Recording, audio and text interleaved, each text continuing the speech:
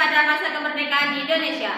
Saya Jenal Lilia sebagai moderator. Saya Tika Ramakia sebagai pemateri 1. Saya Rata Mulavani sebagai pemateri 2. Saya Jenal Mela Safitri sebagai pemateri 3. Untuk mempersingkat waktu, persilakan pemateri 1 untuk menjelaskan materinya.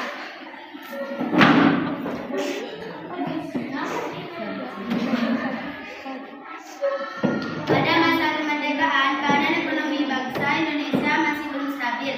Hal ini disebabkan oleh masalah-masalah ekonomi yang terjadi saat itu.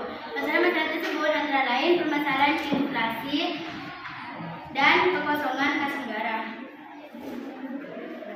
1. Kehidupan ekonomi Indonesia pada awal kemerdekaan. Menurutnya kondisi ekonomi Indonesia pada masa awal kemerdekaan yang disebabkan oleh situasi politik nasional saat itu dipengaruhi oleh setidaknya 3 faktor, yaitu sebagai berikut. A. Terjadinya inflasi yang tinggi. Tidak stabilnya kondisi politik menyebabkan Indonesia mengalami inflasi tingkat tinggi atau hiperinflasi. Pada Agustus 1945, angka edaran mata uang Jepang mencapai 1,6 miliar di Jawa, sedangkan yang beredar di masyarakat mencapai 4 miliar. B. Adanya ekonomi dari kolonial Belanda.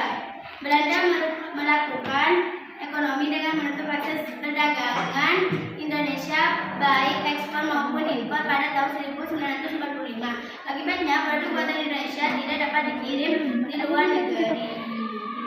Barang-barang yang tidak dapat diekspor bahkan banyak yang kemudian dimusnahkan. Kondisi tersebut semakin memperparah keadaan perekonomian Indonesia, sekaligus membuat rakyat menjadi gelisah. Selanjutnya akan dilanjutkan oleh pemateri kedua.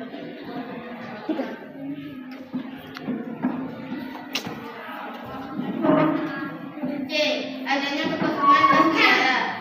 Kas kosong negara disebabkan karena pajak dan bea masuk yang belum ada pada masa itu. Sementara kebutuhan pengeluaran negara semakin bertambah. Dalam menghadapi kesulitan ekonomi pada awal kemerdekaan, pemerintah Indonesia melakukan beberapa upaya untuk memulihkan keadaan. Berikut merupakan upaya tersebut. A. Melakukan pinjaman nasional. Pinjaman nasional adalah salah satu kebijakan yang dicetuskan Menteri Keuangan I.R. Suratman dengan persetujuan BPKMIP. Hal ini didukung dengan adanya bank tabung pos yang dibentuk pemerintah yang berguna untuk menyalurkan pinjaman. B. Menyalurkan mata uang ori. Meski sudah merdeka, ternyata Indonesia belum memiliki mata uang sendiri. Akhirnya pada tanggal 30 Oktober 1946, pemerintah Indonesia mengeluarkan uang kertas pertama dengan nama Uang Republik Indonesia atau ORI. C. Membentuk Bank Negara Indonesia atau BNI. Meski telah memiliki mata uang sendiri, ternyata masih ada permasalahan ekonomi karena peredaran ORI yang tidak terkendali. Pada tanggal 01 November 1946 terbentuklah Bank Negara Indonesia sebagai bank induk. D. Melakukan diplomasi ke India. Pada tahun 1946, Indonesia membantu pemerintah India yang tengah menghadapi bahaya kelaparan dengan mengirimkan beras seberat 500.000 ton. Sebagai imbalannya, pemerintah India menjanjikan akan mengirimkan bahan pakaian yang sangat dibutuhkan oleh rakyat Indonesia. Selanjutnya akan dilanjutkan kepada pemateri 3.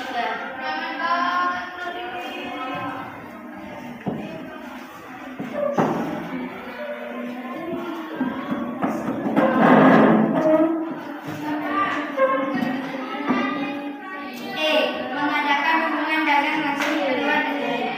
Usaha mengadakan hubungan dagang ke luar negeri itu dirintis oleh Banking and Trading Corporation (BTC). Satu badan perdagangan pemerintahan BTC berhasil mengadakan kontak dengan perusahaan swasta Amerika Serikat.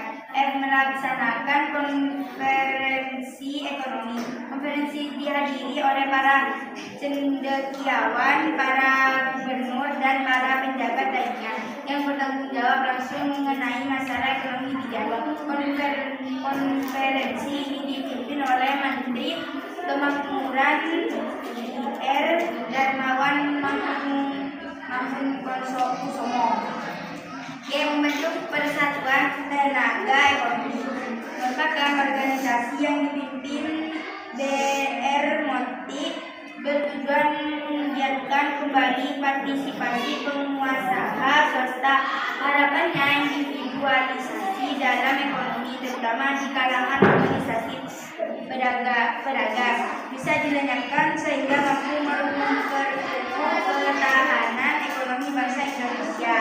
Selanjutnya saya akan kembalikan kepada moderator.